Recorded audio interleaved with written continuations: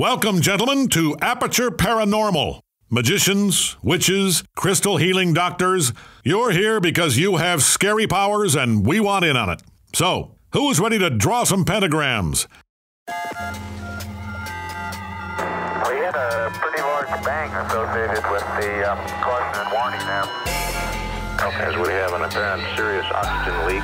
4, 3, 2, 1. Houston, we've had a problem. He's in a roll and he can't stop it. Performing an evasive maneuver. Okay, Houston, we've had a problem here.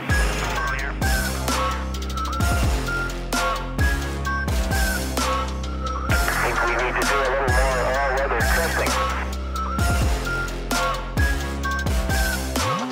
Welcome to space.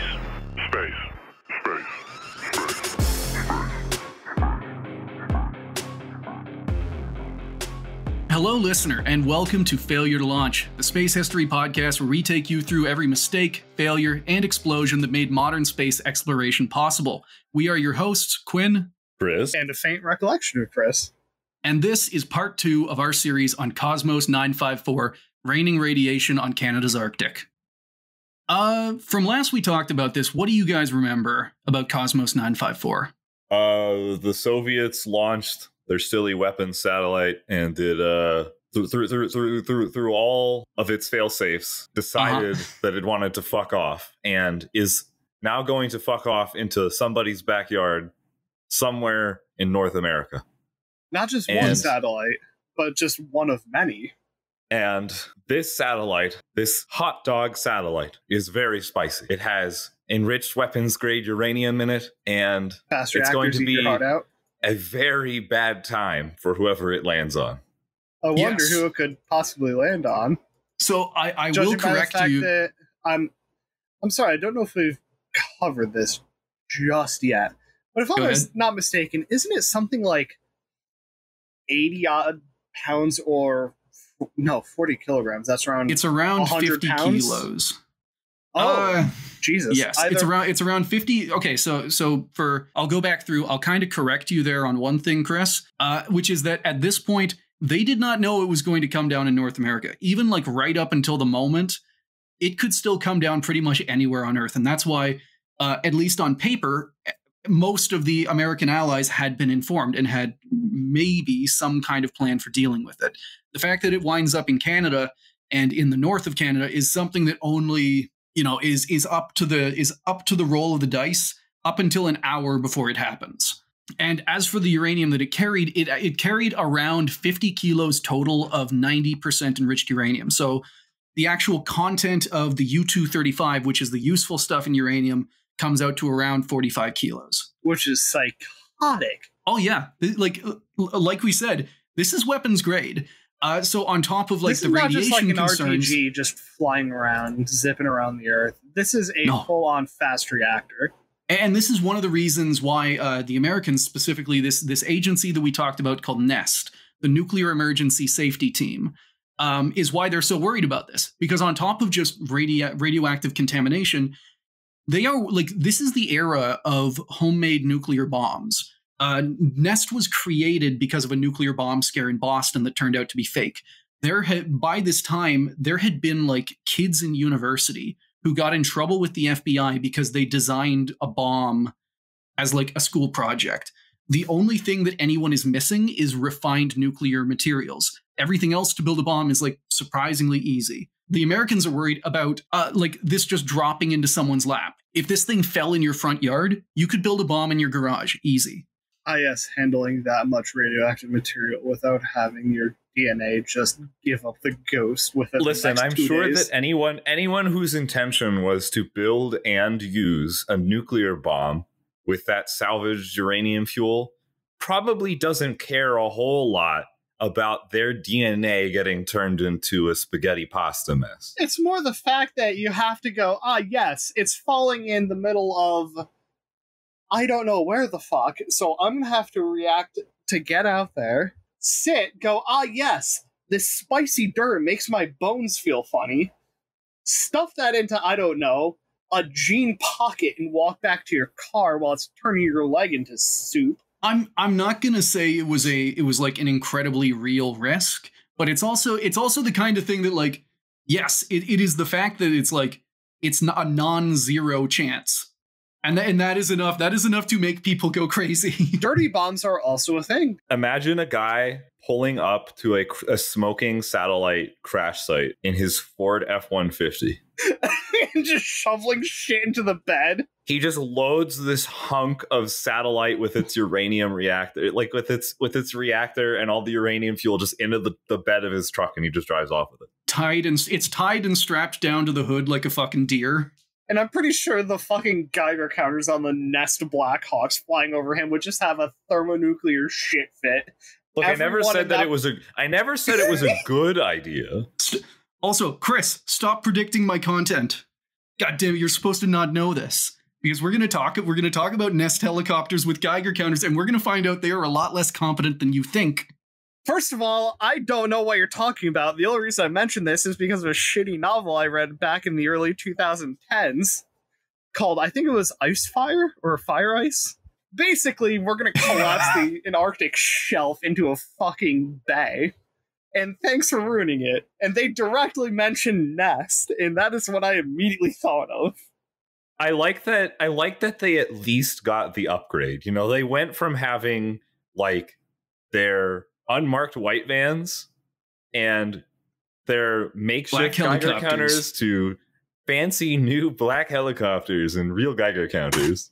Yeah, except here's the thing. They went from store-bought Geiger counters to military-grade Geiger counters. You mean the cheaper ones? Because they got them through the government, which means, yeah, they were cheap and barely worked. Military-grade does not incessantly mean good. It just means it's good enough. Yes. But then again, if you're tracking an F-150 with satellite debris on the hood, I'm pretty sure just seeing your Geiger counter just... I'm picturing, yeah, like this F-150 pulling up to this satellite in the night. The high beams are permanently on. Yeah, like they find this thing. The truck nuts are glowing green. Oh my god! Yes. we all know the kind of person that would steal this satellite. But you mentioned that book. I was gonna say, for me, a thing that reminded me of this was, have you guys ever heard of the band Billy Talent? Yes. Like, one of my favorite songs from them is River Below, and I remember whenever I was a kid, I watched the music video, and it's about a dude. It's about like a dude in the 50s, it looks like, getting annoyed at the kids across the street playing in like a garage band. So he builds an atomic bomb in his garage. Wait, David Hahn? Possibly? He was the nuclear Boy Scout. We are so far off. No, this is not. And I watched this thing. I thought it was, it's a cool music video. I found out later that from an interview, that they based it on a dude, I think in like Scarborough. The cops found some dude building bombs in his basement. I don't think he detonated anything. He just built a lot of bombs. Yeah, so one of the things to note that we haven't talked about yet in the recap is that, like, the Americans almost immediately noticed that, like, a top secret Soviet spy satellite was spinning out of control. And it took the Soviets a little while to actually admit, like, what the satellite was and what it carried. But once they told the Americans, like, hey, this thing has a lot of uranium in it, it becomes like a 5-alarm fire. But it only becomes an alarm for like a week. Because NASA scientists, they run the numbers and they decide, after doing like one or two calculations, like, oh, this thing's going to burn up in 2 years and it'll like it has like a, 99.9999% chance of hitting the water. We don't have to worry about it. And that was like the prevailing idea for a long time. And Nest was the only organization that actually thought to like look into this more. So they convinced the CIA to use their tracking stations to do their own numbers, and they come out with a very different conclusion. And the numbers that the CIA got were very different from the NASA ones. Cosmos 954 would not burn up in a year or hit the water. It would hit the ground somewhere in January 1978. And they were right, which is what we are going to talk about today. Also, like the last episode, the main source for this info is the exhaustively researched and impressively racist book Operation Morning Light: Terror in the Skies by Leo Heaps. I'll also give a content warning up front. Last time I completely censored the more racist and bigoted opinions of Mr. Leo Heaps. However, for this one at the end, we will be talking about that because I feel it's useful to understanding the full cultural context of Cosmos 954 and Operation Morning Light. Also, specifically for this episode, we'll be using the personal accounts of one Quentin Bristow, a Canadian scientist assigned to the cleanup, who we'll be talking about in a little bit. The Crash, Phase 1 of Operation Morning Light. So, Cosmos 954 would eventually crash on January 24th, 1978. So, it spent around 118 days in orbit in total. Contrary to NASA's predictions, it did not burn up high in the atmosphere or hit the ocean. Instead, it broke up over Canada's Northwest Territories. So for non-Canadians, a territory is a little bit like a province, or which is like a Canadian state. The baseline difference is that provinces have their own responsibilities and rights under Canada's Constitution. However, territories do not. They are federal subjects of the federal government, which is part of what we're going to talk about later, because that means that anything that happens is solely the responsibility of the federal government. Anyway, yeah, so it comes down in the Northwest Territories, and residents of Yellowknife, the closest city, reported seeing a large pencil-shaped object trailing fire. One local named Jimmy Doctor recalled, quote, the night I saw it, I was listening to the radio at home when I heard some noise behind the house, so I got up to see what it was. It was a dog howling into the sky beside my ski-doo. I looked up into the sky to see if the moon was still shining. That was when I saw the big flame going northeast. I ran outside to see what it was. I thought it was a plane on fire. I didn't know what it was. It sounded like air coming out of a tire. That was the way I saw the satellite. Can we get the... Oh no, never mind. For some reason, I was thinking that this was an Albertan guy. I was going to say, can we get the appropriate provincial accent? Yeah, I was absolutely going to say, can we redo this one, but with the provincial accent? I do not know. I do not know the Northwest Territories accent, and even then, I don't know Chippewayan Dene accent. And I feel like it would be even more offensive if I tried. No. I just wanted it to be, like Rob. Just. I don't even sound like that. I know you don't sound. I'm saying Rob though. Rob sounds like that.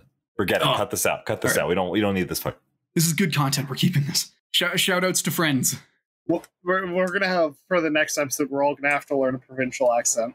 Yeah, so from eyewitness reports, we know that 954 broke into 3 main pieces and hundreds of little fragments that were spread over an area larger than Maine.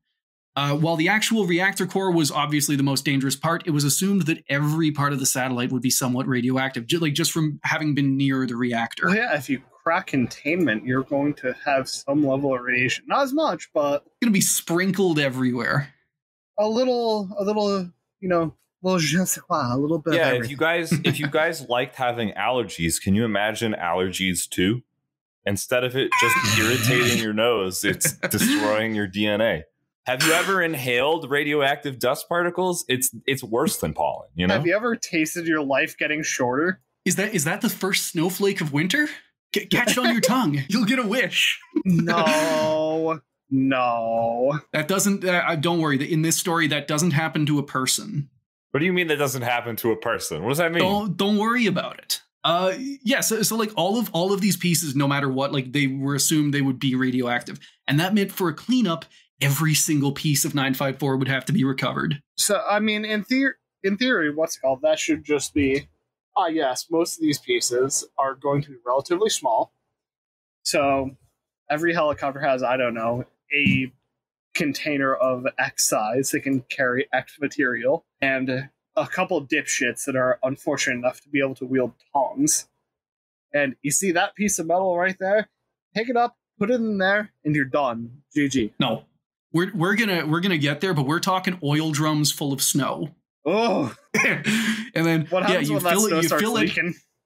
It doesn't, thankfully. Thank God. Hopefully. While you might be expecting the government to have rushed in teams to advise the locals in Yellowknife and the dozens of nearby villages in the crash area. It's the government. What do you mean? Okay, fine. Humor me. Let's fantasy football this. Like, the government would come in, tell them about what was happening, give them instructions on what to do if they found a fragment, all that kind of stuff. You see weird metal? Don't touch it. call us. You're welcome. Right. And as you kind of guessed, that did not happen. Instead, the locals' first sign that anything was wrong was a flood of reporters from all around the world, each of whom knew more about the situation than them. These people, like, they found out they were living in a radiation exclusion zone, not from their own government, but from reporters from the BBC. And those reporters were asking...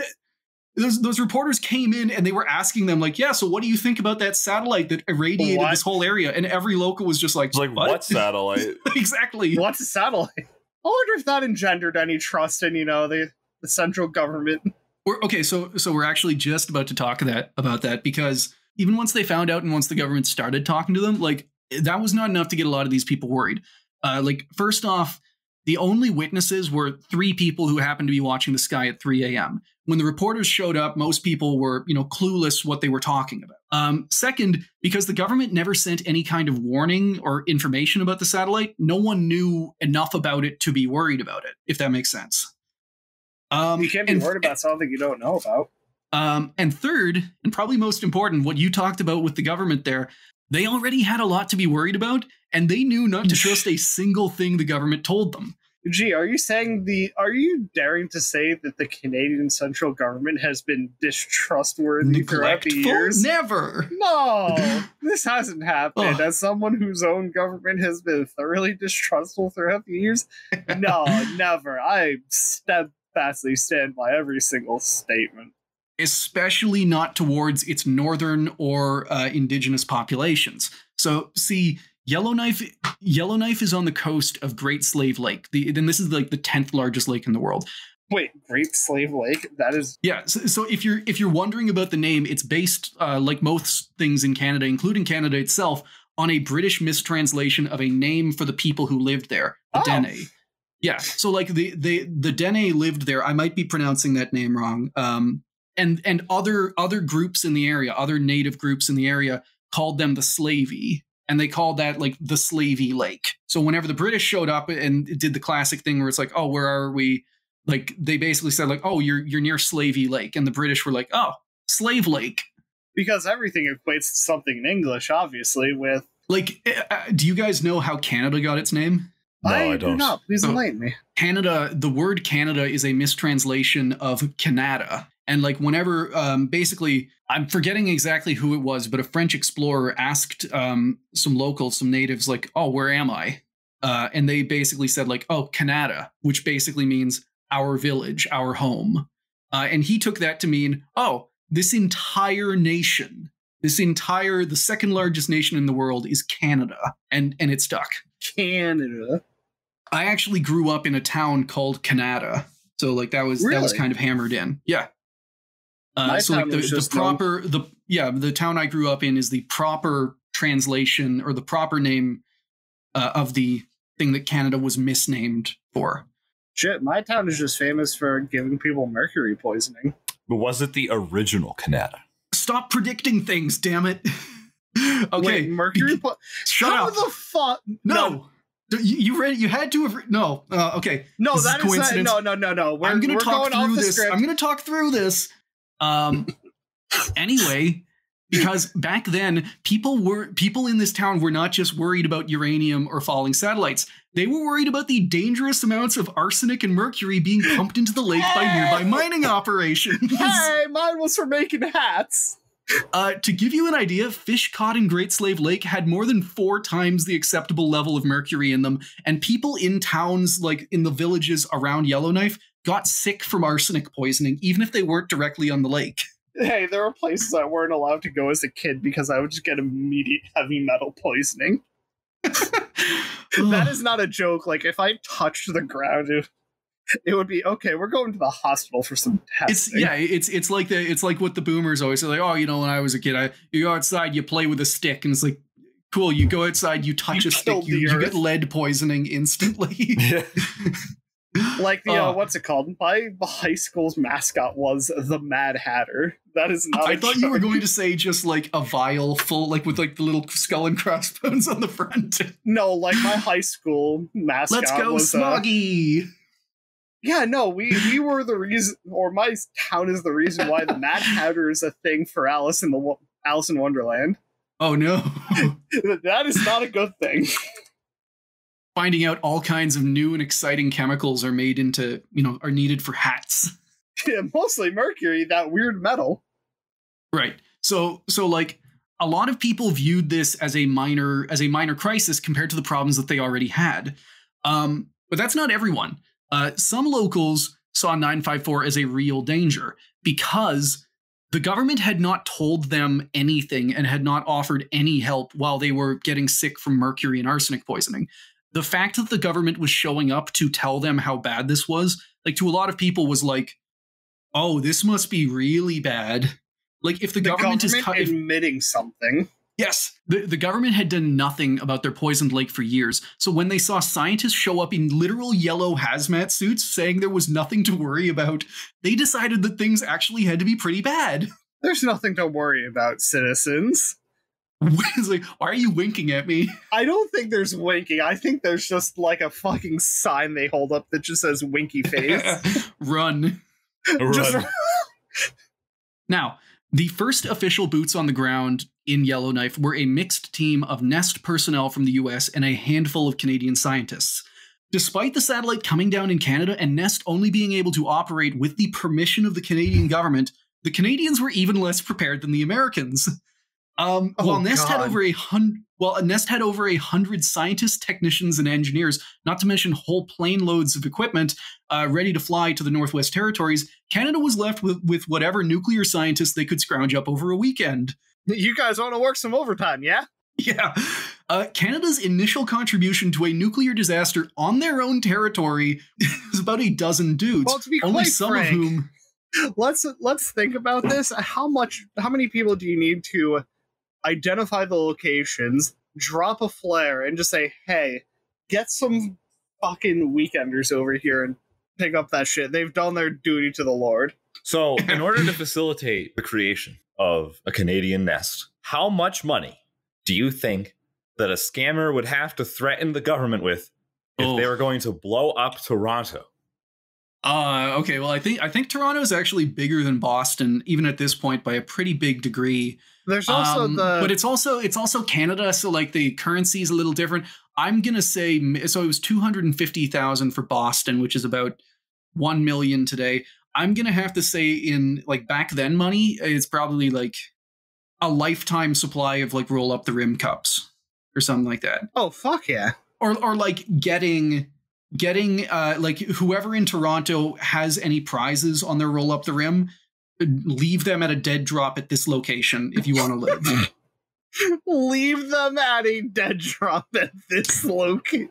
The only thing that would make this bit better is if the dead drop location was within Toronto. So you did mention a Canadian version of Nest, and we will talk about them. But there is one. They're just not here right now. Oh hell yeah, Batman! Yeah. Do you want to guess what their name was? I'm afraid. What's it called? Nast? NAST. Instead of NEST, it was NAST. Instead of Nuclear Emergency Safety Team, it was Nuclear Accident Safety Team. Because America got the better acronym first. So they were just left with like, actually, damn it. Sorry, I almost said something stupid. I say they could have just done it in French, but that would have implied doing it in French. It almost guaranteed, like, it has a French name that is a different acronym. That's just how those agencies work. No, but the problem is it would have resulted in a French name, which is just... Can't allow that. It's also just nasty in French. Nasty! Did they have a better start than Nest did? They're not running around in a used Honda Civic with dowsing rods. I just told you that they were literally late to a nuclear disaster on their own territory. They're late to the nuclear party. No, I mean, so they already existed then. They already existed, but they had no. But that also means that like they did not have a disaster. They had no experience before. It's literally like a dozen guys in like two Honda Civics, Haberback, and just screaming with multiple pairs of dowsing rod, looking for uranium. We're gonna get to that. Shut up. Was the tabernacle part right? No, using magic. Oh no. Okay. Yes, but like I said, NAST was not there at the start. They were not ready. The group that was scrambled out there, like it was about a dozen dudes only some of whom had any kind of nuclear experience, and none of whom knew anything about nuclear cleanups. Oh, nice. Yeah, Canada did have NAST, but they'd never been put, like, NAST had never been put on alert, and they were not able to mobilize fast enough to help out in those critical early days. Oh, you don't say.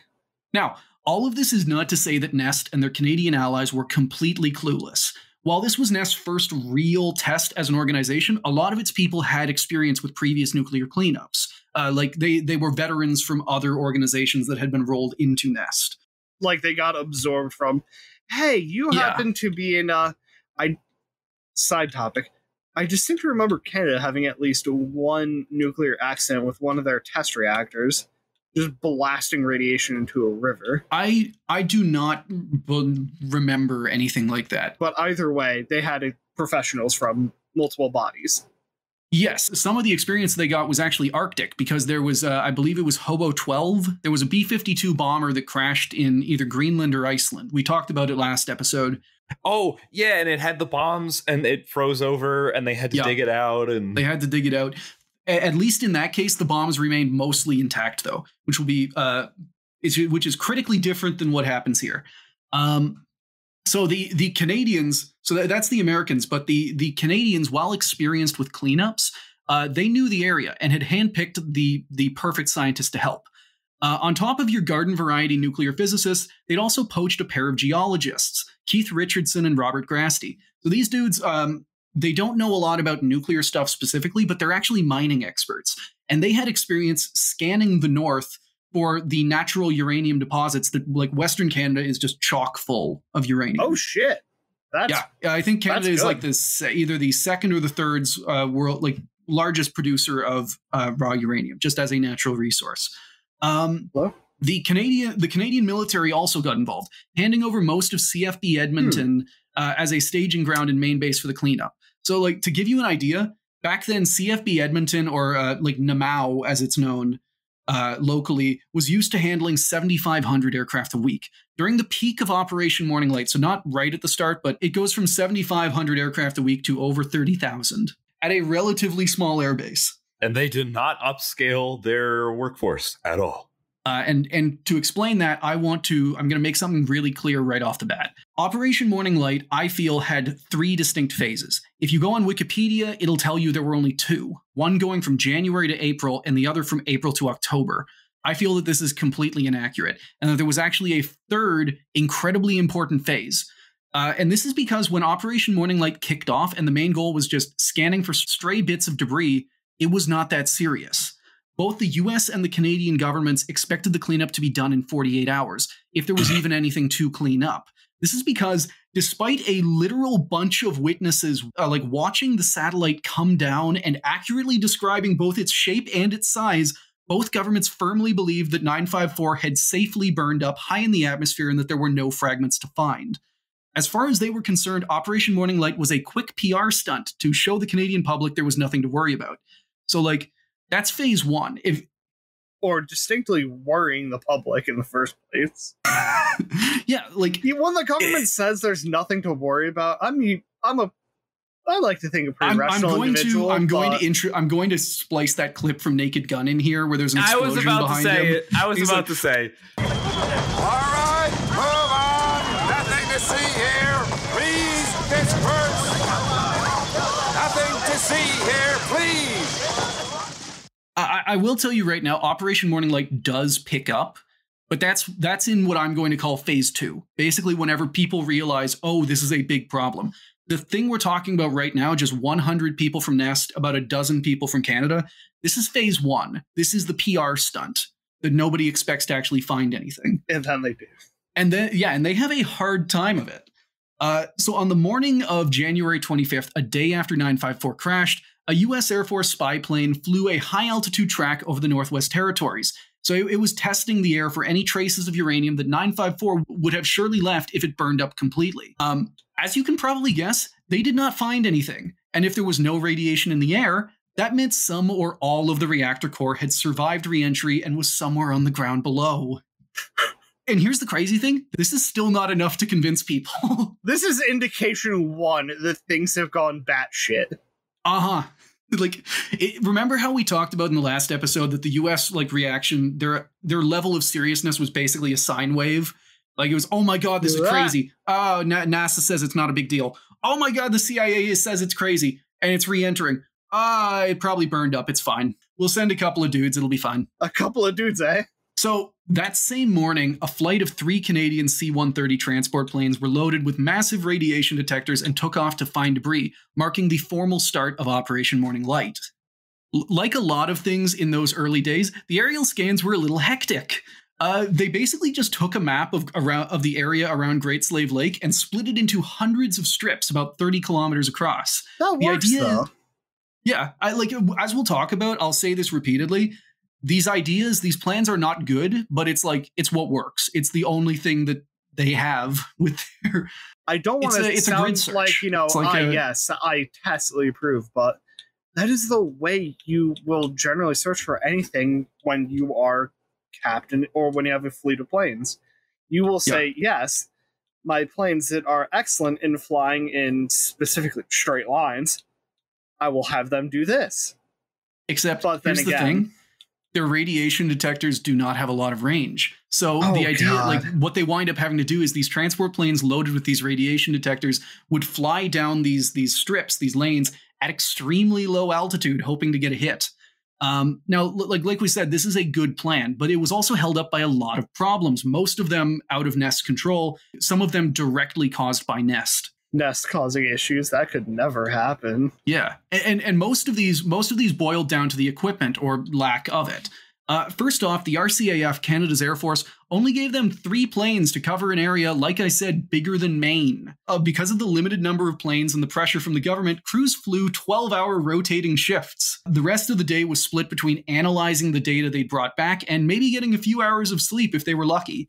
And they had to keep this up for weeks. No, fatigue isn't a thing that can happen amongst human beings.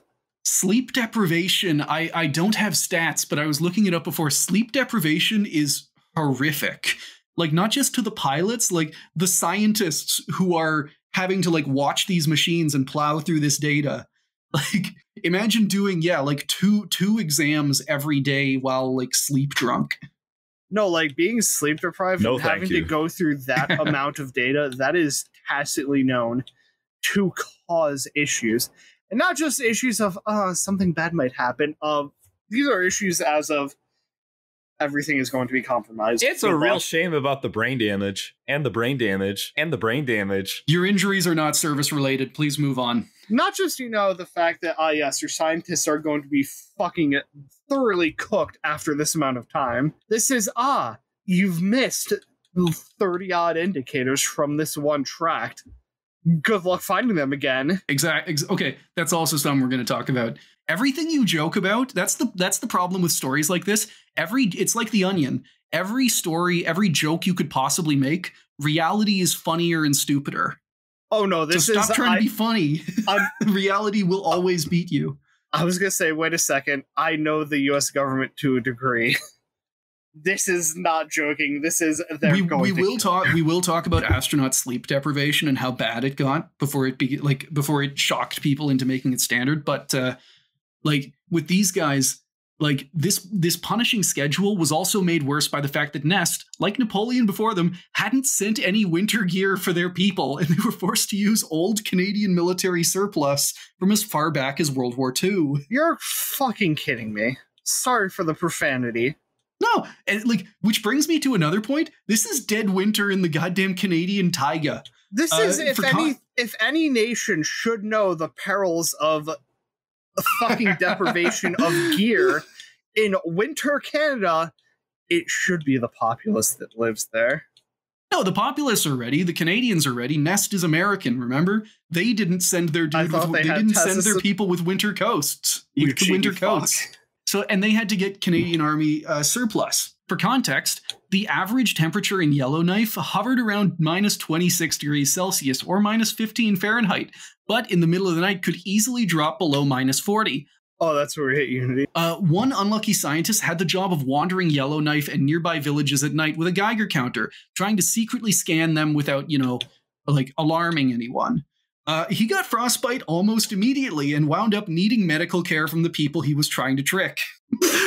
And the best part is, like, the trick didn't work because, especially in like the nearby villages, like there may be 100 to 200 people. Everyone knows everyone, so they immediately noticed. They immediately noticed when a well-tanned white dude shows up, basically in a Hawaiian shirt with a Geiger counter. Like, how do you do, fellow Northerners? What, when Guilo is out here? Don't worry about me, friends. Yeah, just like yes, like, oh hey, like we just brought this dude into the hospital. What was he doing? He wandered up to me. He was shivering and he waved a Geiger counter in my face before passing out. And he said I passed. What does this mean? And once the scientists were in the air, things did not get any easier. The main problem they had was dealing with false positives, because like we talked about, the Northwest Territories are chock full of natural uranium, which the radiation sensors could easily pick up. The scientists could tell the difference, but only after they'd taken the data back to base and, spent hours decoding it.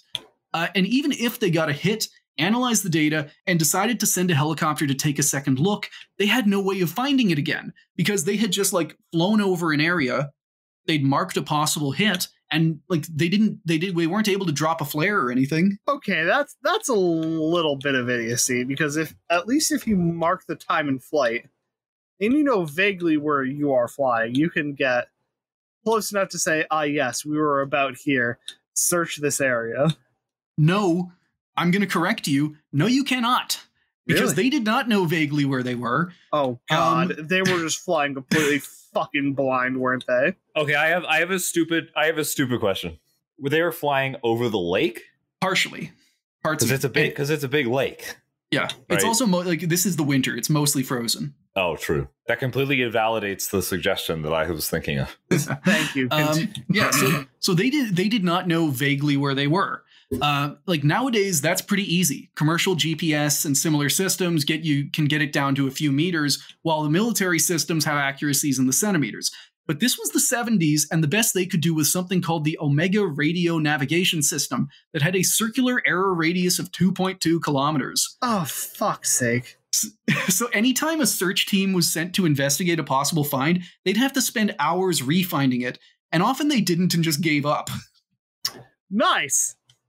Finally, despite having 3 planes at their disposal, Nest had only brought 2 large radiation detectors that could fit in the planes, and they had limited range and couldn't penetrate the dense snow.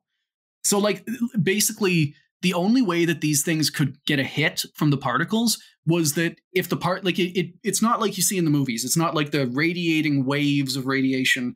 The only way they could get a hit was if the particle left a hole behind it, and the radiation like shone out through that hole. It was basically, instead of like radiating waves, think of it as a infinitely long laser beam.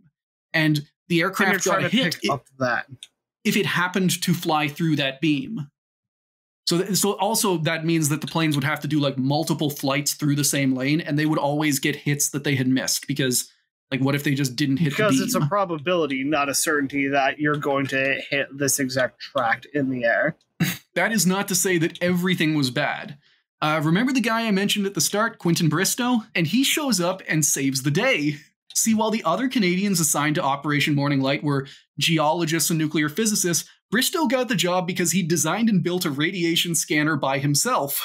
I thought you were going to say because he was spectacularly racist. No. Of the people, like I said, a lot of this is sourced from him. Quentin Bristow does seem like he was he was a great guy. Based off of the very little I know about him that he wrote himself. So take of that what you will. He got the job. He was a nuclear physicist, but he mostly got the job because he had designed and built a nuclear scanner, like a radiation scanner, by himself in his garage. Even by itself, that is awesome. It was about the size of a car, weighed 600 kilos, and worked substantially better than anything Nest had. Like, it was basically the best detector in the world.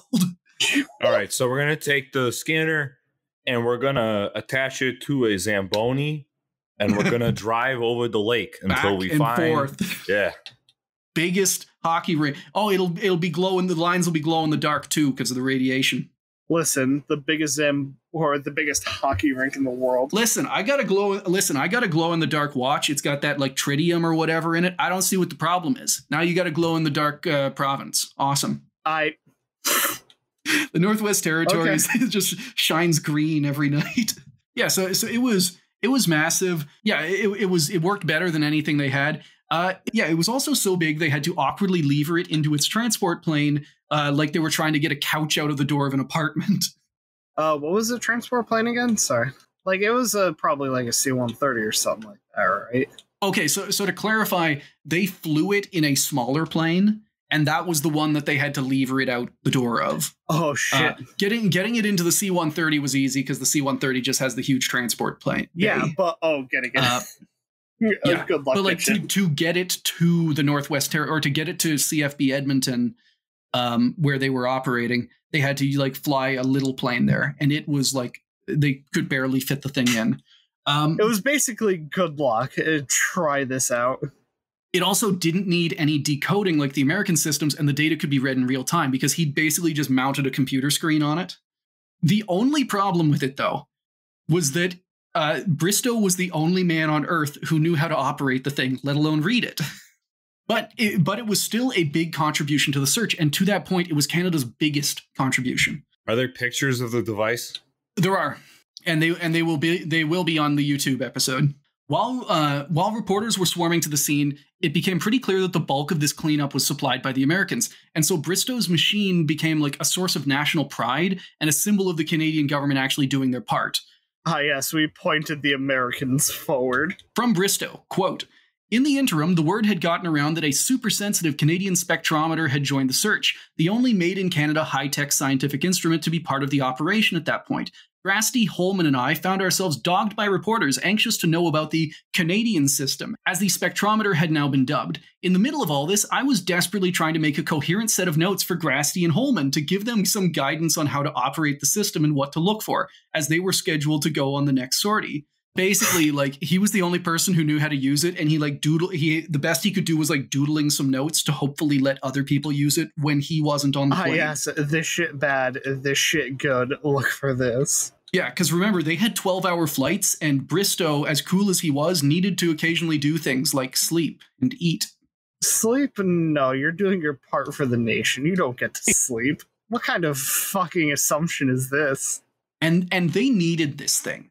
I don't think I can do justice to the level of uncertainty and chaos that surrounded those first days of the cleanup. But I can give one example. Before the Canadian system arrived, one of the first American flights had picked up a blip. Without waiting for confirmation, the Canadian Minister of Defense, a man named Barney Danson, held a press conference declaring he had proof positive that parts of the satellite had survived, saying, quote, "It's either a piece of radioactive debris or the greatest uranium mine in the world." The blip turned out to be interference from the aircraft's radio. Hours after Danson's speech, the American chief of the defense staff, Admiral Falls, held his own press conference saying, "I said before that I didn't believe there was the remotest possibility of anything landing on Earth. I still feel it unlikely that anything has happened." So, like, two contradictory statements from two different governments. In real time, they are flip-flopping. And this isn't like closed statements. These are televised press conferences. So, like, if you turned on the TV at the wrong time, you would either have someone saying, like, panicking and saying, "There's radiation everywhere," or you would have another dude saying, "There's no radiation. It doesn't exist." That's a myth. Get over it. Get back to work, friend. After 3 days of nonstop searching by Nest and their Canadian helpers, the Canadian system made the first find of Operation Morning Light on its second flight. And then, with reporters in the room, the scientists had to wait 12 hours before they could confirm it. From Quentin Bristow, quote, "There was a glimmer of something, but it could not be confirmed until the gamma-ray spectrum of whatever it was that caused the blip had been examined. That could not be done because the only one who knew the format for the recording of the spectra and other information on the magnetic tape was me, and I was incommunicado for the next 12 hours on another flight, or at least in no position to get into nitty-gritty details over the radio without my files of notes." So, like, because Bristow was the only dude who knew how to read this data, everybody was just waiting for him for like half a day. Basically, Cliff, what do we do? When he got back and looked over the data, though, like, it was immediately confirmed. They now had their first evidence of Soviet radioactive junk on Canadian ice. This is big. This sets off a firestorm of interest. However, actually going out and finding the fragments would take time. Luckily for the anxious media reporters, they quickly found something a lot more fun and a lot more stupid to focus on. Classic media goons. Good all. No, they were right on this one because Despite all the searching, it would not be trained professionals who would find the first satellite fragments. That honor would go to a pair of American dog sledders on vacation. No. Mike Mobley and John Mordhurst had traveled from the U.S. to track the route of famed English explorer John Hornby, who had died there in 1927. Yes, Brokeback Tundra. So they go out to like track this dead English explorer, and instead they find a small crater in the ice with a hunk of like burned, twisted metal inside. That is distinctly hot even so many days later. And and how else do you tell it's hot without getting your hands all over it, which they did. No. Yes. They rubbed that thing down. Yes, the courteous fucking inspection as required by the TSA on entry to Earth. They were basically babies. They had to lick it. They explore with their mouth. When they got back to their camp, they were able to radio back to Yellowknife what they'd found. I feel funny. And they were immediately told not to move, not to get within 1,000 feet of the wreckage, and that a team of soldiers would arrive soon to, quote, process them. This is probably all in lines of, homies, you're going to likely have a bad time. Trust me, the vomiting is the least of your worries. This did not seem to faze Mike and John, though, because when an RCAF plane landed and the men hopped on board, they jokingly shouted to the pilot, quote, unclean, we're unclean. And guess what? The squad of soldiers in the plane in full hazmat gear were not in the mood for jokes. Yes. Stay back towards the hatch. We'll fucking boot you. Yeah, just like holding up a cross with their fingers. With their fingers, and probably a fucking what's it called? A Browning high power, just saying, step back. It was probably muskets back then. This was the Canada in the 70s. They had high powers. They will have high powers. Till the end of the earth. Either way, yeah, they are dissatisfied. The soldiers immediately dragged them to a decontamination facility in Edmonton, where, after a few painful days of testing, they were found to not be contaminated, thankfully. Turns out lying to the authorities might generally be construed as... They did not lie. They didn't know. They were making a joke. Congratulations. Thankfully, whenever Canadian troops recovered the wreckage, it turned out to not be very, very radioactive. I say thankfully because if it was radioactive, those two men would likely be dead. I was just saying they'd be decomposing on the flight over. Yeah. So every part of the satellite was sort of radioactive to one degree or another. It turns out that the part that they found was from like the opposite end of the satellite. So like the radar piece is at the far side. So it's a little radioactive, but it was also like 15 meters away from the reactor. So there's definitely there's degrees of radiation to all these parts. So you might be thinking that this was viewed as good news for the members of Operation Morning Light. No, it was not. They still haven't found the reactor core. They haven't found the big glowy bit yet. Okay, but here's the thing. It sort of was good news because on the one hand, this was the proof they needed to have to not have the government shut them down. Because remember, the government was like 48 hours and you're done. So before they found this chunk, the government was like literally the US and Canadian governments were getting ready to pull their support, basically going like, well, it's been 3 days. We haven't found anything. We're never going to find anything. Let's go home. Was it going to be just, sorry for being so off color, but just, yes, let someone of natives of descent find it. Don't worry about it. We will get to that at the end. That is definitely a component. On the other hand, it was also proof that radioactive uranium was scattered all over Canada. Awesome. From Operation Morning Light, quote, "We now had the first piece of evidence that anything had landed," Bristow said. "It was bad news. Where something had landed, we knew there had to be more." So like their attitude is this kind of split where it's like, hooray, we found something. And it's also like, fuck, we found something. Yeah, oh shit, follow oh no, there's something to find. But it's all, yeah, they're also... Still, these early finds woke a lot of people up. By the start of February, both the American and Canadian governments would massively ramp up their support for Operation Morning Light. I was going to say, like, at this point, if you found any kind of uranium, that's kind of disputed the fact that, no, it all burned up in atmosphere. Don't worry about it, citizen. That was always there. Ah, yes, that piece of fucking radioactive space metal. This is a natural outcropping. That is slowly melting into the ground. Don't worry about that. That's been happening That's for natural thousands. Cyrillic writing on it. I love the level of like, oh god, how do I want to put this? The practiced ignorance of something that is clearly yours, but the difference between this event that occurred like 50 years ago, right? Yeah. Compared to today, I could never imagine a malicious state entity being like, oh shit, they got us, right? The only thing I can imagine is them like, oh no, that's not ours, even though it has Cyrillic on it. They're like, they'll just flood the zone with bullshit information or just like straight out lying. And they just don't care. Especially not the modern Russian government. That's not our weapons grade uranium. That belonged to This is a false flag. This is a false flag. The Americans planted the evidence. Dude, if Alex Jones was around back then, it'd be amazing. No, do not summon him. We did it, folks. We shot down the globalist satellite. My favorite thing about the planting the evidence line of thought is that the evidence that if it were planted should just be the best evidence possible, right? Like, why would someone plant evidence and then have it not be the greatest thing ever, right? We found it. A signed piece of paper with Gorbachev's signature on it saying, I made this satellite, signed me. What? Is it just saying it was me, bitch?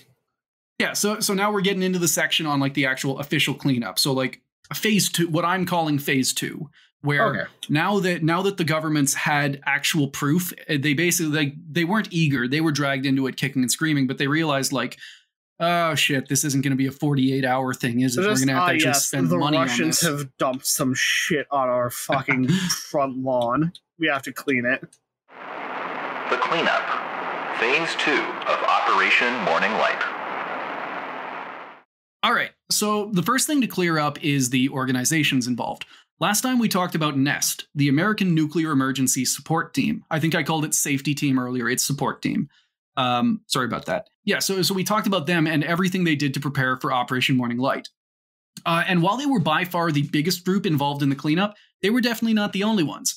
Most of the support personnel and equipment came from the Americans, but the operation was happening in Canada and was coordinated by the Canadian military and led by a Colonel David Garland. They were also joined by scientists from Canada's equivalent to NEST that we talked about, the Nuclear Accident Support Team, or NAST. And, you know, whenever you force a bunch of different groups to work together, you're always going to have some friction.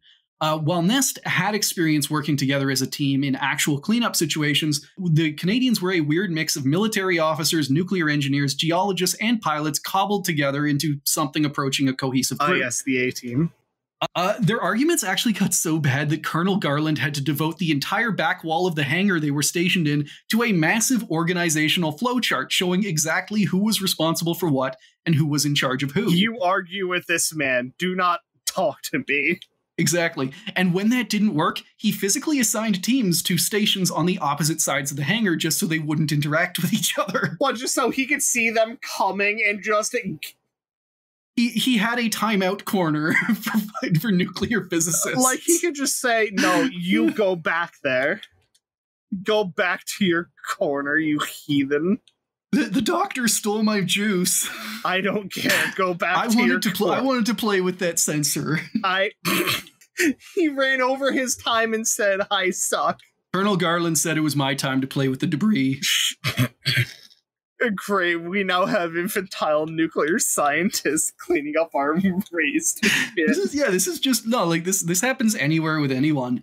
They were also starting to get some very limited help from the Soviets. Oh, that'd be nice for change. Yeah, so the Soviets were bound by international space treaties to help out because, like, if you drop something on someone else by treaty, you are supposed to, like, you're responsible. Yeah.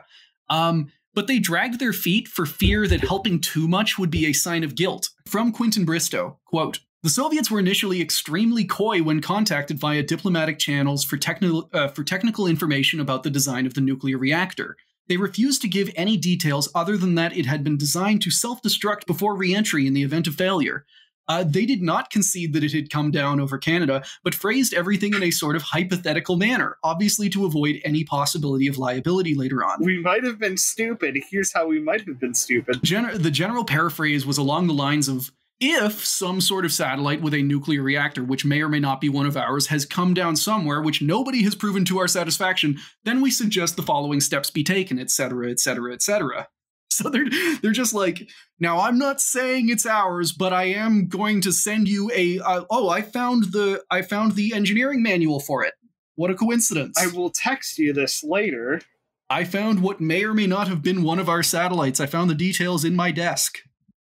Like all of it, like both the teams not working together and the Soviets pulling this dumb lie. It's like the most kindergarten thing. It's like, well, I'm not gonna say it's my fault, but now with the operation started properly, the first thing Garland decided was they needed a base in the cleanup zone. They could operate the scanning flights out of Edmonton, but things like helicopters didn't have that kind of range. They had some room at the Yellowknife Airport, but it was small enough already, and they couldn't take over the whole thing.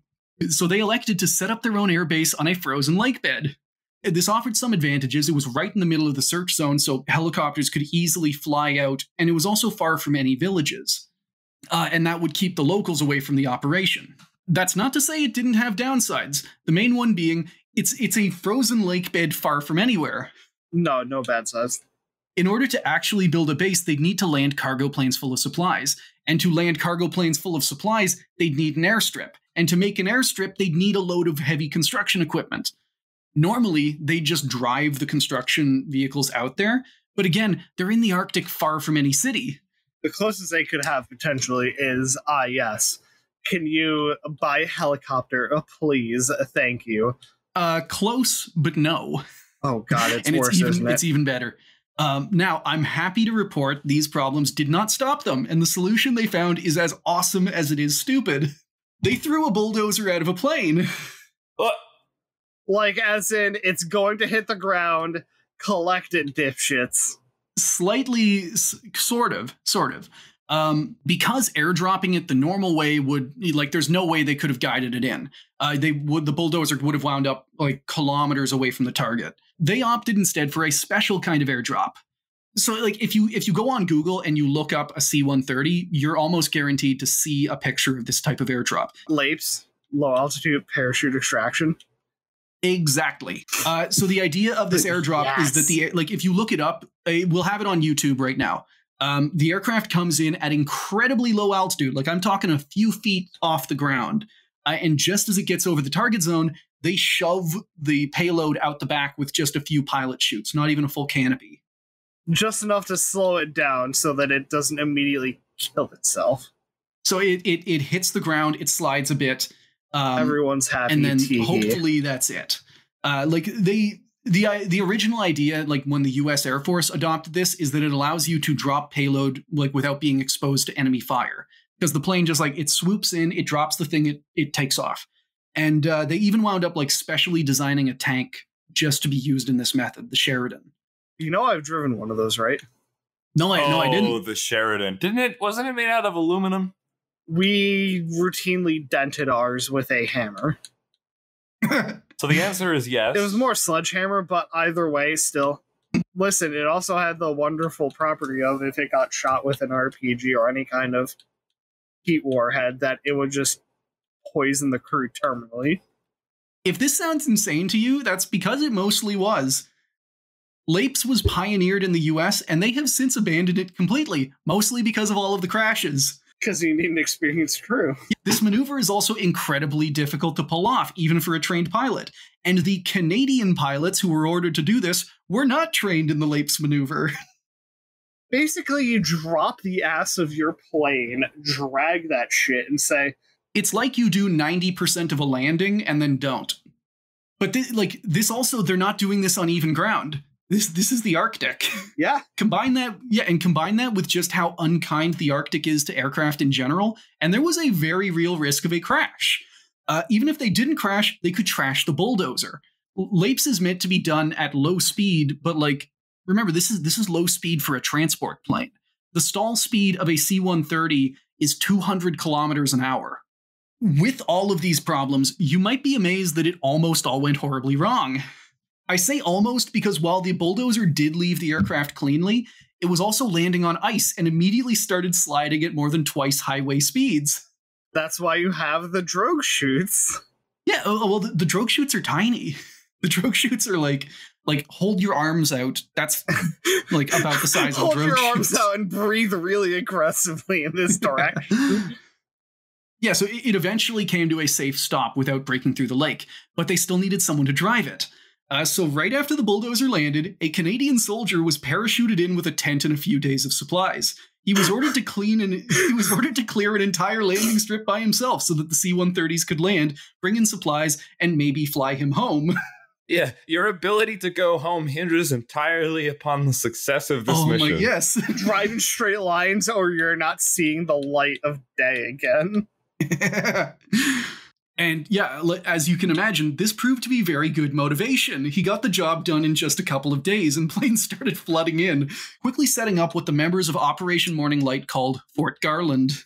I don't think there's a Fort Morez. There's just one incredibly panicked Canadian man going, shit, I want to be warm again. Please let me go home. And if you think that's going to be the last Canadian soldier left out in the middle of the ice alone with a few ration bars, you would be wrong. This is welcome to the shit show. I'm expecting more.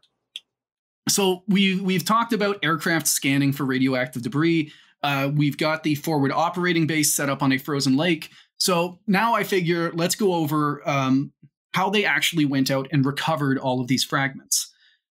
Nuclear cleanup plans had been a thing for a long time, and while they couldn't use the same plan for every situation, they'd done enough of them that they had a sort of playbook. Like we talked about, several of the Nest personnel in Canada actually had experience with previous cleanups, and they knew how bad going in without a plan could be. In 1970, before Nest was formed, an American Athena missile carrying a nuclear warhead missed its target zone in New Mexico and landed over the border in Real, Mexico.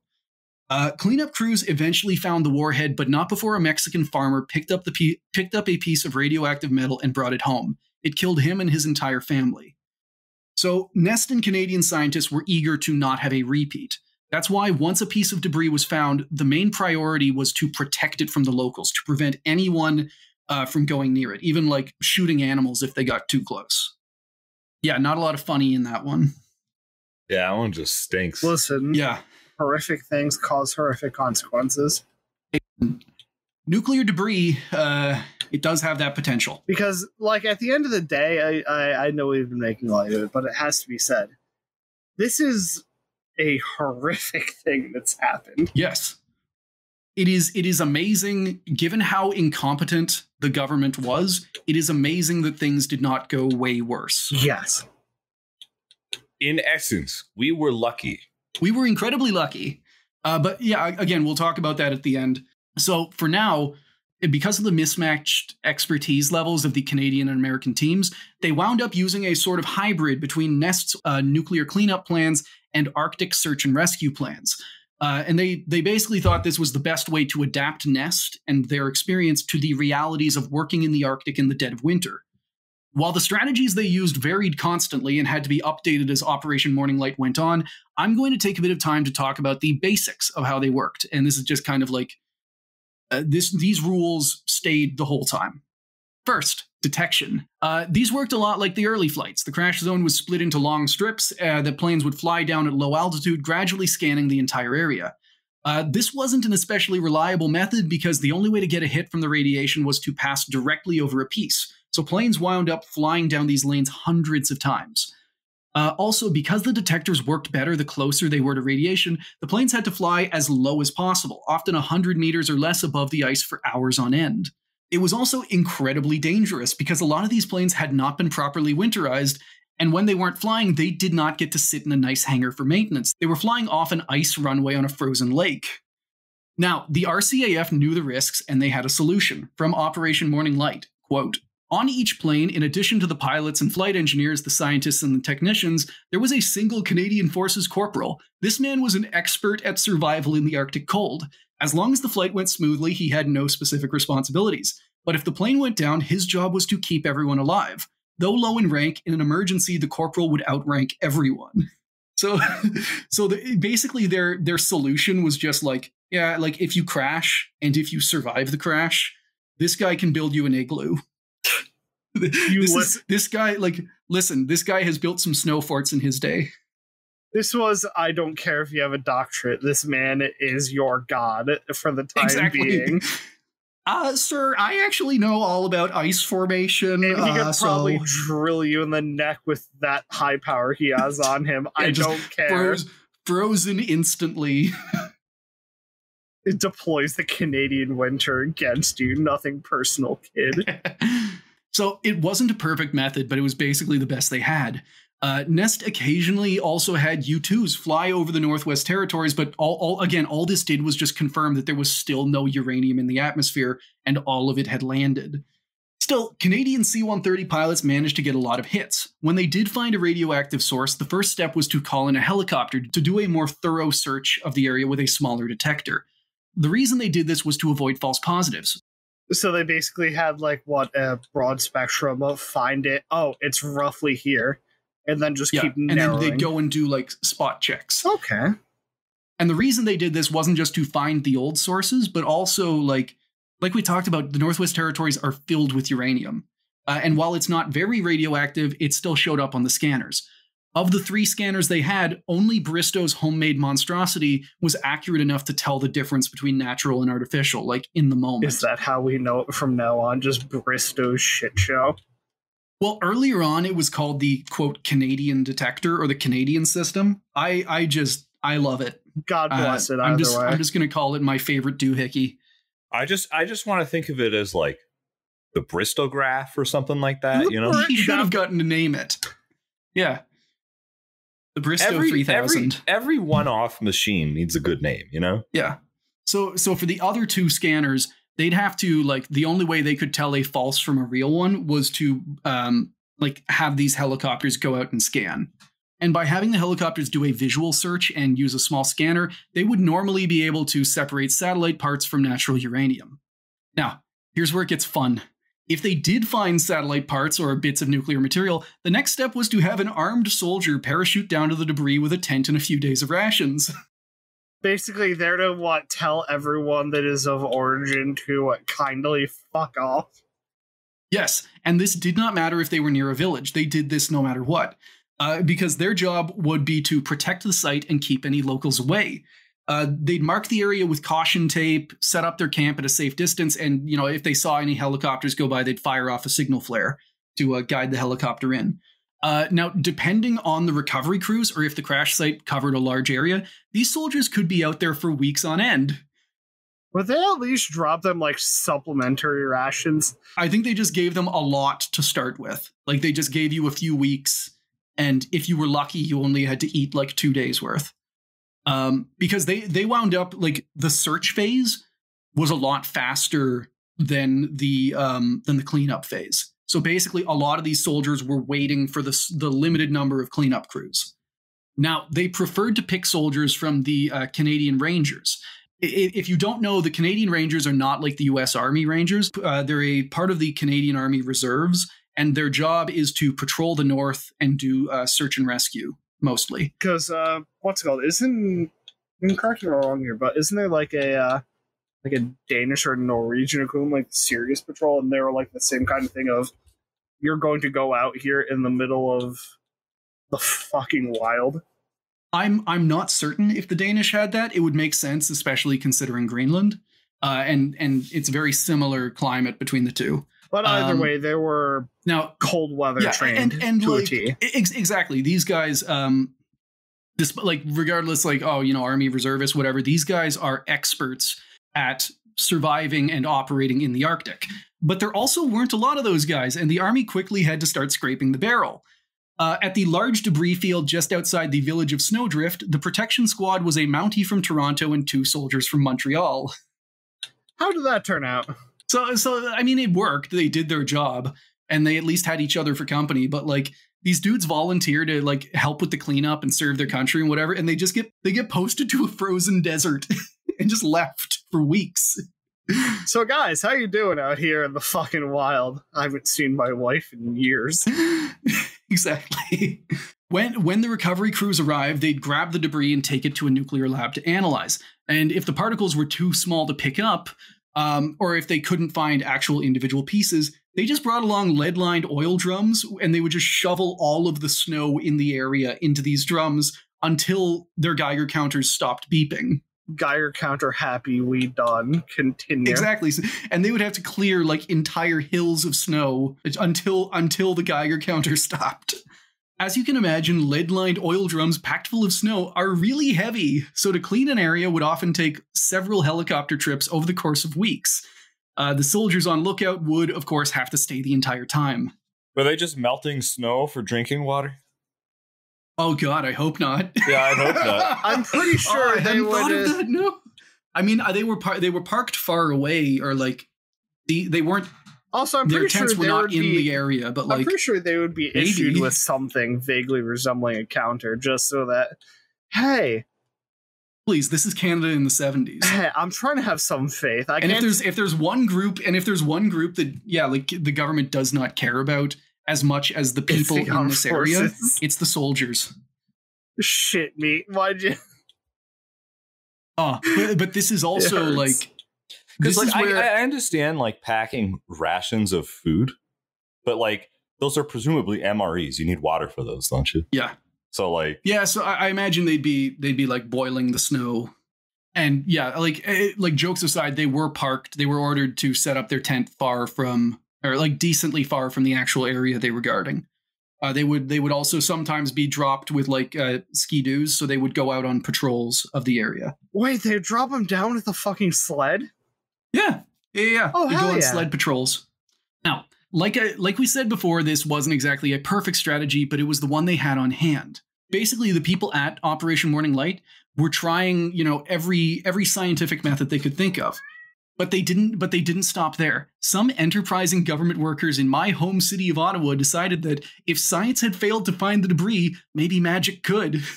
oh no. And this is where I get to introduce my new favorite character and the true hero of our story, Earl Curley, professional psychic. I hate everything you have just said at a profound level.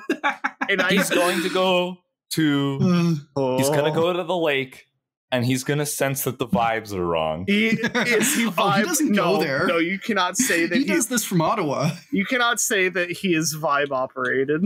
No. What do you mean? He's a psychic. Everything is vibe operated. It's all vibrations. No, he has bad vibes.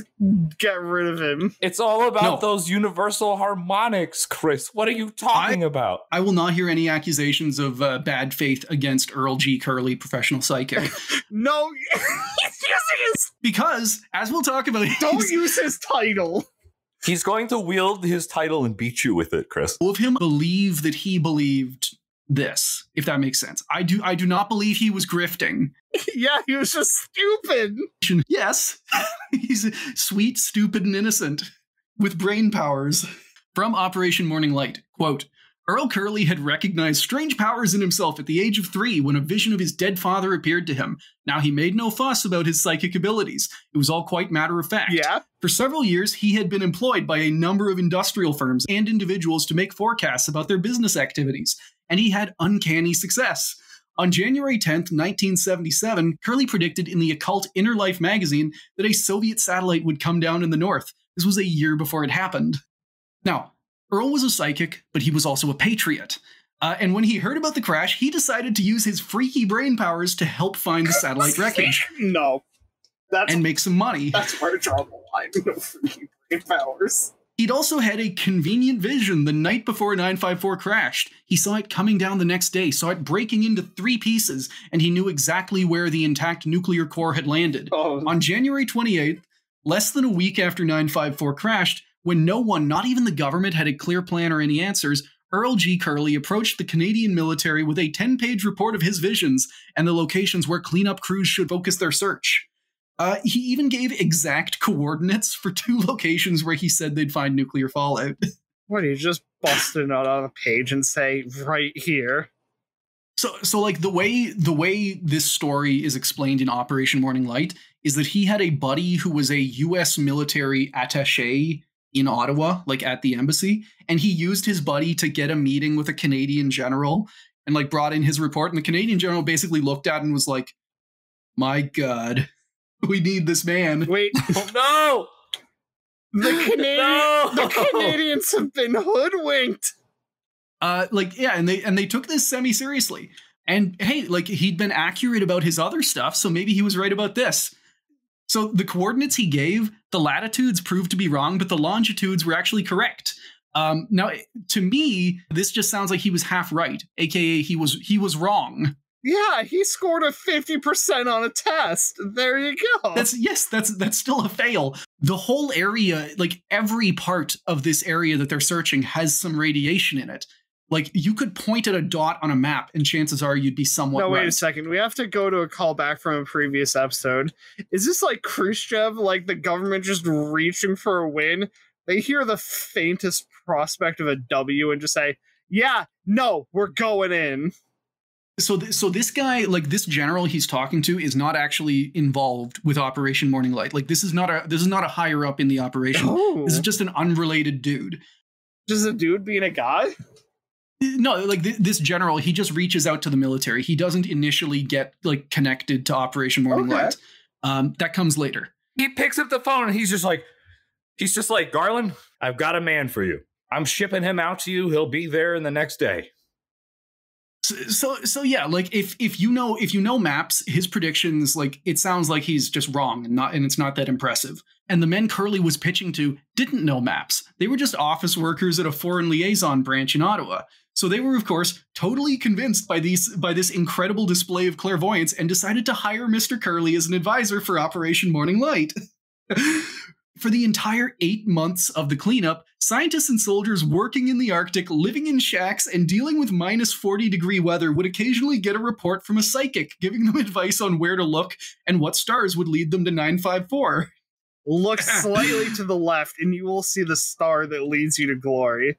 He was even able to give the government top-secret information he'd gleaned on the satellite's purpose. According to him, 954 wasn't a radar satellite. It was actually a part of a super-secret Soviet weather control system that worked through artificially disturbing the energy belt that hovers around the Earth. I mean, you could say that a missile guidance satellite is, in a sense... Only if that weather is raining radiation. That is the only kind of weather it can influence. What I'm saying is that a storm of missiles is sort of like precipitation. Technically weather. Now, after all of that, you'll be happy to know that Nest and Nast dutifully ignored every one of Curley's reports and just went about their work. They even made a tradition of reading his visions aloud in the Namau hangar and laughing about it. What is this? Just the definition of, look at this dude! Despite them sending back and basically saying, like, why are you paying this dude? Why are you sending us these reports? Earl Curley was kept on for the entire length of Operation Morning Light. I'm sorry. No. They did not keep him on for the duration. Whenever Operation Morning Light was ramping down, once it got into phase 3, which we're going to talk about in a second, they still kept him on. He was mission critical. They could not afford to get rid of this Curley dude. Every time you speak, I get slightly more mad.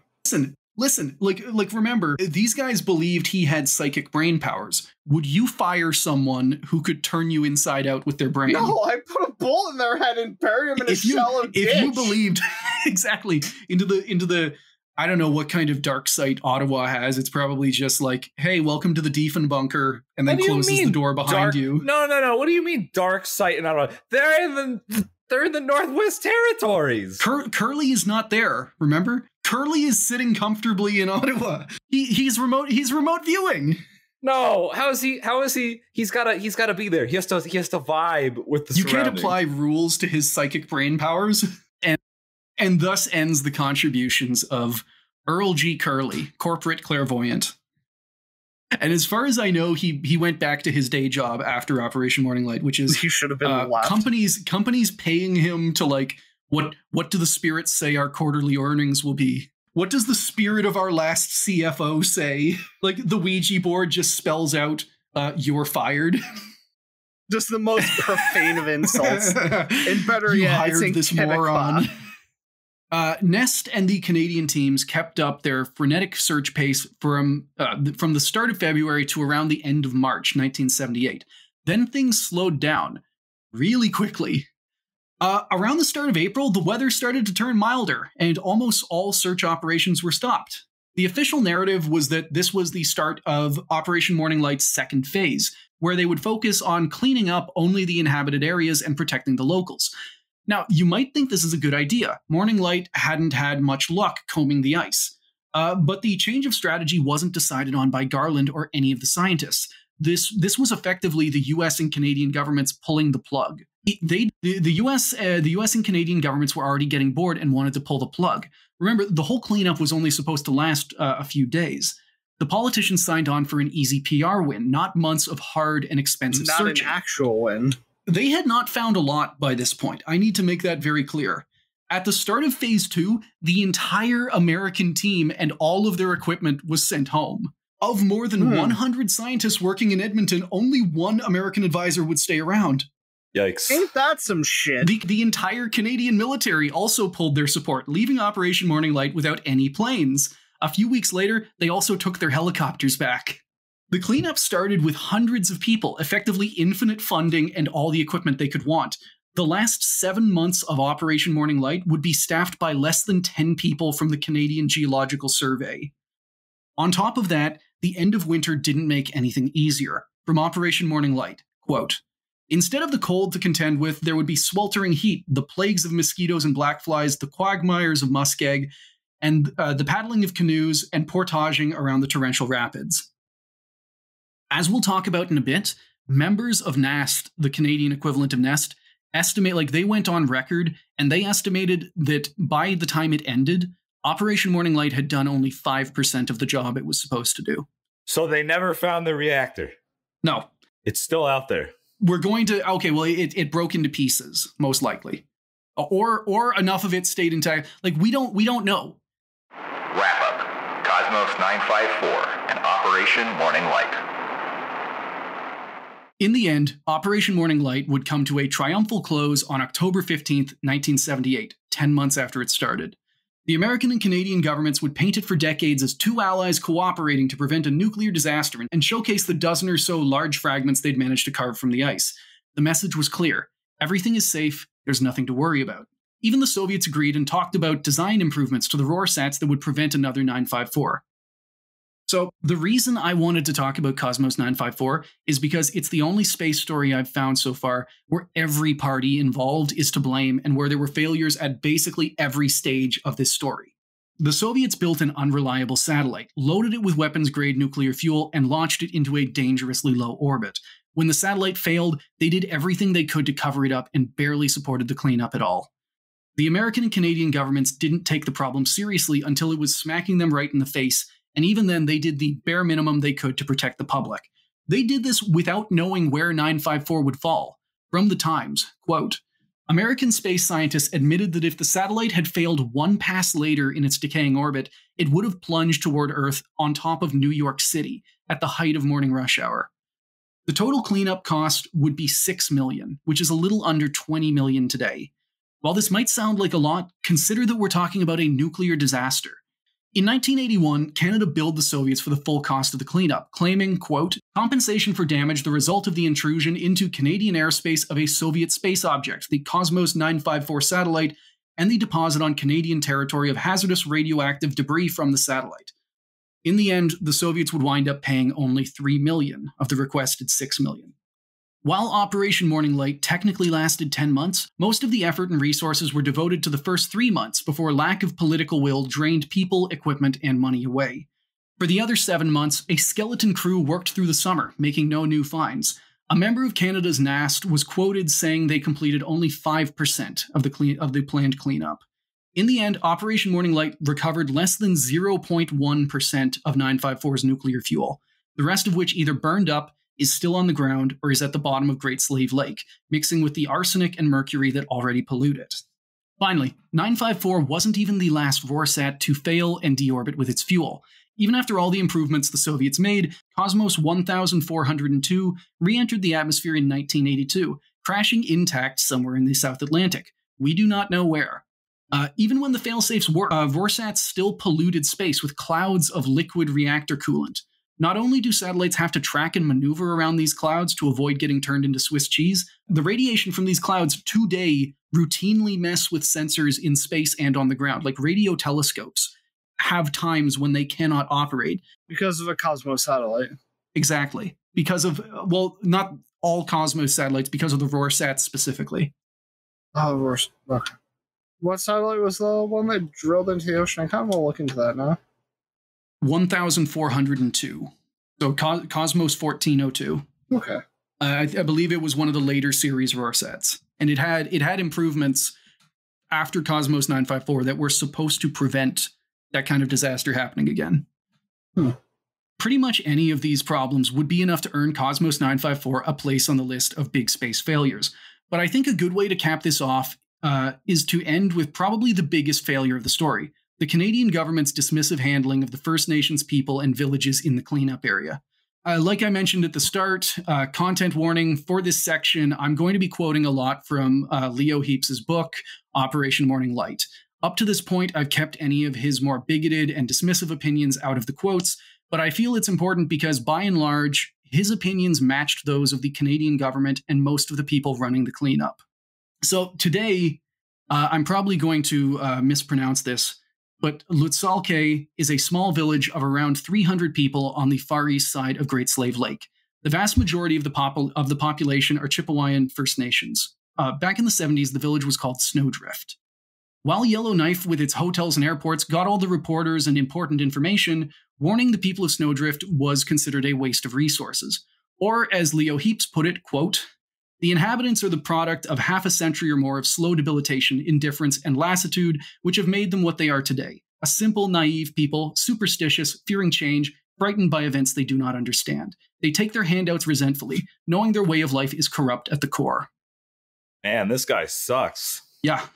The people of Snowdrift were told nothing. No warnings, no instructions, not even an explanation of what had happened.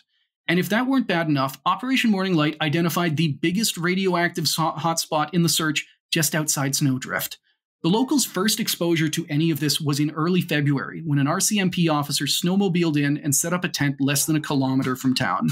From Operation Morning Light, quote, "At the beginning of February, out on the ice of Great Slave Lake, less than a kilometer from the village, a constable from the RCMP set up his Arctic tent and began patrolling on his snowmobile in an effort to keep the Chippewyans out of certain areas. The next day, 4 soldiers arrived by helicopter and helped the constable mark off these areas with brightly colored bunting. Then, as the curious locals looked on, the soldiers fired off orange flares to attract the attention of the big 4-engine planes that were flying in the vicinity. When the Chippewyans went out to inspect the strange markings, the RCMP constables sternly ordered them to stay away. Soldiers in yellow hazmat gear showed up in town to scan every resident with Geiger counters. And even while this was happening, no one told the locals what was going on. They knew about the satellite, but they didn't know if the tests were meant for safety, or if it was because they'd already been exposed to the debris field that was literally just a few hundred feet away. Or, as Leo Heaps put it, quote, "Inbred for generations, they are easy prey to rumor and superstition." I think you mean rightfully suspicious of people that will roll into town, not say shit, and just operate on the fact of, we know what is best here. Not to let him off the hook, but Leo's interpretation of this, it was the general consensus from a lot of the government. That's not letting him off the hook. That's just saying, yes, they're kind of shitty too. Other pieces of shit existed, and still do. Shock. Now, it was at that time that Brigadier General Kenneth Thornycroft of the Royal Canadian Air Force decided to pay Snowdrift a visit. Through an interpreter, he told a crowd of locals packed into the town rec center that the poisons from the sky would not land on or near the village. This was despite the fact that soldiers were guarding debris less than a kilometer away. Also, everyone in town spoke English, and his translator managed to mess up the words and cause even more confusion. When a local named Florence Catholic wanted assurances that no one would become sick or die, Thornycroft gave them. But this didn't convince the locals. They'd heard similar things from government spokesmen about how poisonous the arsenic in their water was. Shortly after, some of them got sick. Thornycroft made no effort to explain the degrees of radiation or what to do if someone found a piece of the satellite. He just insisted that they were all incredibly poisonous and should be left alone. It was also left up to the Chippewyans to spread the message. Snowdrift was the only village to get a visit like this, and they were expected to pass it along to other villages nearby. From Operation Morning Light, quote, "There was excitement at the meeting when someone suddenly recalled that 4 trappers with their families were living at Artillery Lake. A member of the tribe must warn them immediately. They might have gotten close to some of the debris. Noel Drybones was nominated to warn the families, and he would leave soon to tell them of the danger." So yeah, I obviously don't want to tell the listeners what to take away from all this, but for me, Cosmos 954 was a situation where Everyone managed to fail. yeah, like, and it was a situation where it was a nuclear disaster. It's like, whenever I think about this in my head, I go back and forth on how bad it was and how bad it could have been, because it was a nuclear disaster. And frankly, we are lucky that it wasn't far worse. There were very few victims of 954, and yet those victims were and still are some of the most disadvantaged people in Canada. And they got like the bare minimum of support from governments that didn't take the threat of radiation seriously and didn't care that much about them anyway. Not just that, they were honestly treated worse than that in some aspects. Like you said, the general rolled into the village. Said, "Oh yeah, no, this will make you extremely sick." Okay, you want to give any further advice? Also, it will not fall near your village. Even though it fell near the village already. Yes. And the fact, like no one is sick, no one will get sick. Also, please hold still while I Geiger counter you, just in case. Like, and I know, like, we joked about it before. The fact that Earl Curley was hired is like, it's very funny for us. That is how serious the Canadian government took it. They hired a psychic. Imagine telling the people of Snowdrift, the people that Leo Heaps thought were like primitive and superstitious, don't worry, we have our best guy. Like that's something that's sticking with me right now, is like Leo Heaps and the Canadian government being like, wow, these people are so primitive and superstitious. My dowsing rods have correctly informed me. Exactly. They don't understand our psychic technology. The blatant amount of doublethink going on here with him.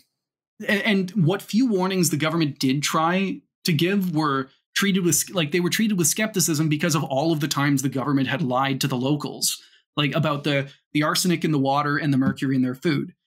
It's like the locals took a bullet for the rest of us, and Canada gave them a Band-Aid for the gunshot wound. Operation Morning Light started off with promise, and I believe if they had just kept that pace of the cleanup going, they would have been able to recover a lot more of the satellite. Like, they pulled the plug on it 2 months in, and they wound up only doing 5% of the job. And like I said earlier, they're going to find that remainder at some point in time, and it's going to be wreathed in bodies, and they're somehow going to have the gall to act surprised. Yeah, that is a fair point. It's still out there. It's not going to go away for thousands of years. It's going to exist. It's going to be a reminder. And the problem, the literal, I guess that is a way to cap that off, is kind of a horrid reminder. Yeah, is to cap it off with the fact that unlike most space disasters that we've talked about and are going to talk about, this one does have a lasting, like, not only a lasting cultural significance, because this event has made its way into a lot of the art, culture, and like communal history of these areas of the Northwest Territories, but also the fact that the other 99.9% of Cosmos 954's nuclear fuel is still out there and will continue to be out there. There have been no continued government efforts to clean it up. Like I told you, feigned shock. I suppose that's not the most fun way to end things, maybe even a little preachy at the end, but anything involving radiation is not to be preachy. I felt it important to, like, we talked about the satellite, we talked about these organizations, all the nitty-gritty cleanup stuff. I felt it important that we talk about the human element, that at the end of the day, there were actual, like, victims of this disaster. And that's, I have to say, that is going to be the worst part of this. Not because there are victims now, but the warrant has been effectively signed that there are going to be future victims. It's not a matter of if, it's a matter of when. And even if it's not, like, it's based on how spread out it likely is, it's not going to get to, like, it's not like if they just didn't bother to clean up Chernobyl. However, The only reason there are not acknowledged victims right now, I believe, is because they stopped searching. They stopped looking. It's like Turkmenistan just banning the word COVID, because if you don't look for the disease, then no one can have it. No one will know. Yeah. If you never test the people in the area for radiation poisoning, they can't get radiation poisoning. How, after all of that, how do you guys feel about our... I understand if that end chat probably soured some opinions on the fun and zany stuff that came beforehand. It hasn't soured anything. Anything that involves shitty government practice in nuclear fuel just rubs me the wrong way from the start. Just, they know it's out there. The Soviets have told you, yes, this was the fuel loading of the craft. You've maybe recovered, 5% of it? Just small chunks of the satellite. Oh, no 5% was the amount of the total program that Operation Morning Light got to. Like, Operation Morning Light was 5% complete when they shut it down. The actual amount of nuclear fuel they found was 0.1%. The idea that you basically could sprinkle this uranium dust in like the smallest Ziploc bag you can possibly own and hold it up. It's like the thing with Colin Powell holding up like the little vial, and it's like there are weapons of mass destruction in Iraq, right? It's just like that, except they're holding up the little baggie of the uranium powder, and it's just like mission accomplished. And the biggest problem with that is that you literally just left victims for later. That's it. Yeah. Because someone's going to find it, someone's going to have a horrible time, someone is going to die. Because when you have 110 grams or 110 kilograms of fissile mass out in the wastes, or not in the countryside, it's not going away. It's just there. Not to mention, it's probably not on the ice anymore, because there have been like multiple melts have happened where and it's probably all the snow has melted, so it's fallen to the ground, it's fallen into the water. It's maybe not deep, but it's not like, at this point, any recovery would be dramatically more difficult. Which could have been averted if it'd been done the first time. If they'd done it properly the first time. Fun times. Oh, yeah. Next time we're going to talk about space guns. Thank you for listening to Failure to Launch.